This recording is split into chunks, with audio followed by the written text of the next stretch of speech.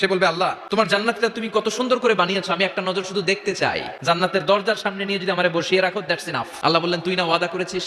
সে বলবে আল্লাহ আমারে হতভাগা বানাইয়া তোমার কি লাভ? সুবহানাল্লাহ পড়ে। আমারে তুমি হতভাগা বানিও না। আল্লাহ বলে ঠিক আছে, আবার সিগনেচার কর যে জান্নাতের দরজার সামনে বসিয়ে দিলে আর কিছু চাবি না। সে সিগনেচার করে বলে আমি চাবো না। আল্লাহ বললেন জিব্রাইল বেচারারে ধরে জান্নাতের গেটের সামনে বসায় দে। এবার জান্নাতের গেটের সামনে বসে বসে জান্নাতের সৌন্দর্য দেখা শুরু করবে। সুবহানাল্লাহ।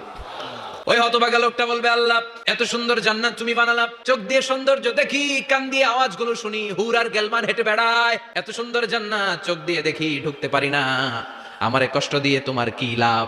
ও আল্লাহ আমারে তুমি মাফ করে দাও, জান্নাতের চিপার মধ্যে এক কর্নারে তুমি একটু আমারে জায়গা করে দাও। আল্লাহ বলবেন ওয়াই হাক ইবনা আদম, তোর ধ্বংস হোক হে আদম জাত, মা আগদারাকা, তোর চেয়ে বড় গাদ্দার আমি আমার সৃষ্টিকুলে কাউরে দেখি নাই, কারণ তুই আমার সাথে চুক্তি করিস আর চুক্তি ভঙ্গ করিস। আল্লাহর রহমতের দরিয়ায় তখন জোশ খেলে যাবে, ওর আকুতি মিনতি চাহনি আল্লাহর